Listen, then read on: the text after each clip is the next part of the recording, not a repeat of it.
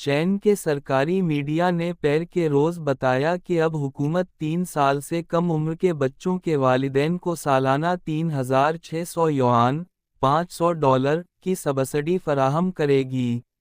گزشتہ 3 برسوں سے چین کی آبادی میں مسلسل کمی واقع ہوئی ہے، جو بھارت کے بعد دنیا کی دوسری سب سے زیادہ آبادی والی ملک ہے اور اسے کم ہوتی ہوئی آبادی کے بحران کا سامنا ہے۔ سن 2024 میں مجموعی بچوں کی پیدائش کی تعداد 9.54 ملین تھی، جو سن 2016 کے مقابلے میں نصف تھی۔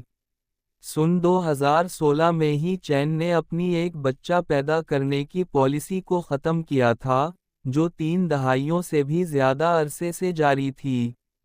چین میں اب شادیوں کی شرح بھی ریکارڈ کے طور پر کم ترین سطح پر پہنچ گئی ہے۔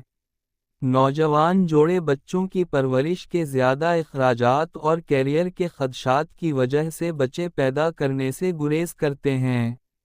صوبوں کا شرح پیدائش بڑھانے پر زور۔ سرکاری اعداد و شمار کے مطابق چین میں 20 سے زیادہ صوبائی سطح کی انتظامیہ اب بچوں کی دیکھ بھال پر سبسڈی فراہم کرتی ہیں۔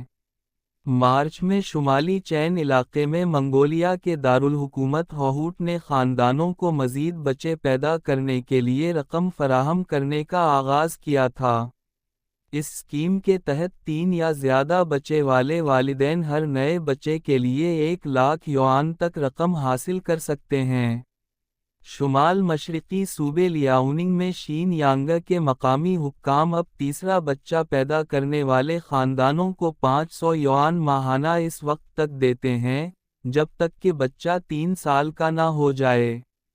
تولیدی صلاحیت کے لیے دوستانہ معاشرہ بنانے کے لیے چین کا جنوب مغربی صوبہ سیچوان شادی کی چھٹیوں کو 5 سے بڑھا کر 25 دن کرنے کی تجویز کر رہا ہے اور موجودہ 60 دن کی زچگی کی چھٹیوں کو 150 دن تک کرنے کی بھی تجویز ہے۔ ایک مثبت قدم، تاہم محدود اثر۔ تجزیہ کاروں کا کہنا ہے کہ سبسڈیز فراہم کرنا ایک مثبت قدم ہے، تاہم وہ خبردار کرتے ہیں کہ چین کی آبادی میں کمی کو روکنے یا اس کے سست گھریلو اخراجات کو اٹھانے کے لیے بذات خود یہی اقدام کافی نہیں ہوں گے۔ نئی سبسڈی سے ظاہر ہوتا ہے کہ حکومت نے اس سنگین چیلنج کو تسلیم کر لیا ہے کہ کم زرخیزی معیشت کے لیے ایک خطرہ ہے۔ کیپٹل اکنامکس میں چین کے ماہر اقتصادیات زیچن ہونگ نے کہا کہ یہ پالیسی خاندانوں کو براہ راست امداد فراہم کرنے کے حوالے سے ایک اہم سنگ میل ہے اور مستقبل میں یہ مزید مالیاتی منتقلی کی بنیاد رکھ سکتی ہے۔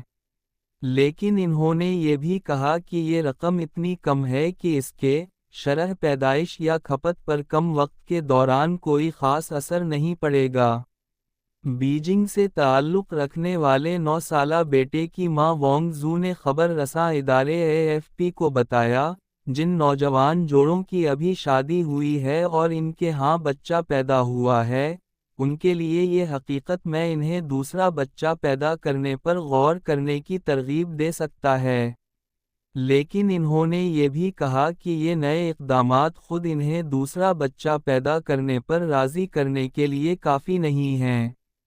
36 سالہ نوجوان خاتون نے AFP کو بتایا، ایک بچہ پیدا کرنا قابل منظم ہے، لیکن اگر میرے 2 بچے ہوں تو میں تھوڑا سا مالی دباؤ محسوس کر سکتی ہوں۔